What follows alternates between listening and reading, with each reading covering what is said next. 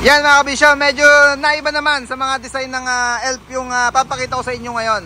Kaya ako sinasabing naiba mga kabisyo, limitan kasing ginagawa natin sa mga ELF. Drop side body at mga wing band body, close band body pagdating sa mga ELF. Itong pinagawa sa atin ni Sir Noel Sebastian ng Lisyada Bustos. Cargo body siya mga kabisyo, hindi siya drop side. Cargo or yung kargahan ng pagkain ng hito. Yan ang business kasi ni Sir Noel Sebastian. Hito farming. Pakita ko sa inyo yung setup na to. Upper gun lang. Paano nga? Pabukas tong likod. Yan, may lock yan mga kabisyo. Yung pinaka step nya. Buksan mo nga yung isa upper. Baba mo. Dahan-dahan lang. Yan, para tungtungan mga kabisyo pagka magkakarga at magbababa ng pangarga. Merong bracket yan dito. Pero mabupuan upper. Akit ka doon. Iupuan. Tungtungan natin yan. Mataas eh. Ako nakakakayat. Yan, para mapakita ko sa inyo yung design nitong cargo body na sinasabi ko sa inyo. Mga kabisyo, silyado yung paligid niyan. Meron lang drainage sa 4 na sulok. Ayan, mamaya papakita ko sa inyo yung nasa ilalim niyan. Siyempre yung lock niyan nandito sa magkabilang gilid. Para maibaba naman pagka papasok sa loob. Yan, ito siya mga kabisyo. Ito lang yung pinaka pintuan niya. Nakapix na yung bandang ilalim niya.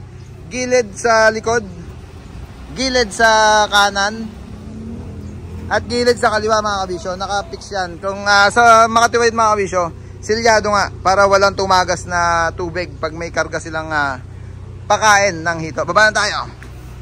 Yan, pabalik na. Upper, balik mo ulit. Sarado mo ulit yung tailgate. Una mo na isa pala. Una mo na isa. Lalak mo sa taas. Yan, yung naging forma nung cargo body natin na binuo para kay Sir Noel Sebastian. Andito si Sir Momon, siya na yung kukuha ng unit. Hindi na sumama si Sir Noel, busy. Yan, 4HE1 intercooler turbo mga kabisyo. Local unit na nakuha natin to, or yung brand new pinorchase dito sa Pilipinas. Kung tawagin niya kasi mga kabisyo local, kaya tinawag na local, dito nga binili sa Pilipinas. Hindi siya yung imported na galing Japan. Kaya tsempo tayo sa unit na to, at tsempo rin si Sir Noel nung nabili niya sa atin to. Nung nakita niya kasi ito dito sa tarima natin, inaayos na namin, nire-recondition ko. Gagamitin ko sana, gagawin kong self-loading na tipuhan ni Sir Noel. Kaya sabi ko, sige, madali naman akong kumuha unit. Binigay ko na sa kanya, pinaspray ko na, binenta ko na sa kanya. Naka-cabin chassis siya nung nakita ni Sir Noel. Ngayon, ito na siya. Yung body design na nirequest ni Sir Noel, pinakita niya sa amin yung gusto niya mangyari. May picture siyang sample, may video. Para doon sa unit na gusto niya mangyari, doon sa cargo body nitong 17.5 natin na wide 6 stud 4HE1 turbo. Sabi ko nga kanina mga kabisyo, 4HE1 turbo yung unit na yan, napakalupit nyan. Intercooler turbo. At ito maganda niya mga kabisyo, iisa lang ang baterya niya.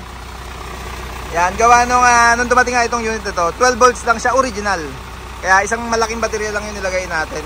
Mga accessories syempre nilagyan na natin. Clearance light, kulay yellow, Surplus Japan. Brand new yung Corona na kinabit natin, or yung yari sa tarima natin. 1, 2, 3, 4, 5, 6 na clearance light. Tapaludo yung isang bali lang. Syempre mudguard, naglagay tayo ng mudguard dyan na mayroong stainless plate sa ilalim. Naka tornilyo dyan sa may mismong mudguard nya. Yung panlikod nilagyan namin ng isang diretsong pahaba yung mudguard sa ilalim para cover yung likod nya, or yung hindi makikita yung differential pagka nabuntutan natin to.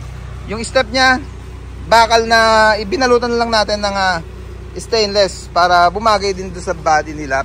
Shafting ng taillight, syempre meron na rin yan. Surplus Japan, pero parang bago yung taillight na kinabit natin dyan. Ito yung park light, stop light, signal light, at yung reverse light nya na mayroong reflector sa ilalim. Ganyan naman talaga pag mga typical na Japan na original. Ang ganda nga ito mga kabisyo. Surplus namin nakuha pero mukhang hindi pa nagamit sa Japan. Pinalabas lang surplus kasi nga dinala dito sa Pilipinas. Naka-container yan, nakuha namin, or dineliver sa atin ng ating supplier. Tsempo sa mga taillight na yan. Ang ganda mga kabisyo pagka pang ELF, pwede yan. Ito yung drainage na sinabi kong papakita ko sa inyo kanina. Drain plug. Naglagay tayo ng saraduhan dito para hindi tumagas yung tubig. Because kasi ni Sir Noel, dapat wala munang tatagas sa tubig hanggang may karga sila. Kasi tutulo sa daan pagka tinravel nila yung pakain sa hito. Ito yung bandang harapan na drainage. Ito. Air cleaner, syempre, in-stainless na natin. Pinalik natin yung original na snorkel nitong 4HE1 intercooler turbo natin. Tapaludo sa harap, pinalitan na namin ng stainless. Mudguard harap. 2-liner na side grill. 2x3 yung ginamit natin dyan. Kasi pagka 1x3 mga kabisyo, parang mahalangan doon sa tindig nung body niya. Medyo brusco kasi yung build natin nung kanyang body. Kaya 2x3 ang ginamit natin na thickness or yung sukat nung side grill natin. Nakabisagra din syempre yan.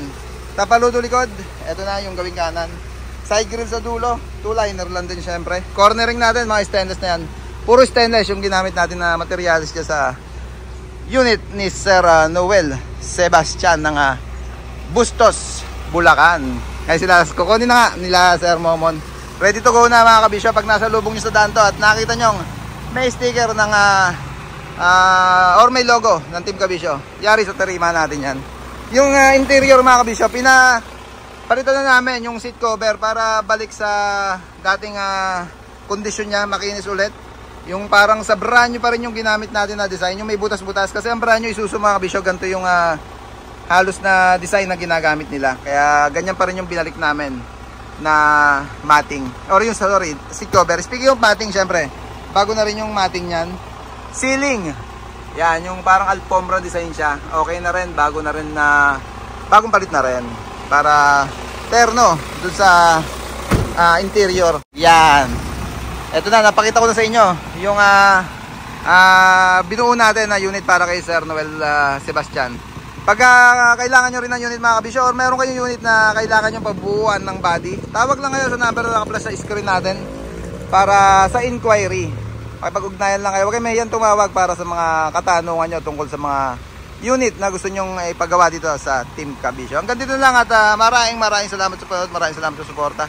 Please like, share, subscribe to my channel, Bacon Republic, para updated lagi kayo sa mga unit natin i-muscle. Peace, Bacon Republic!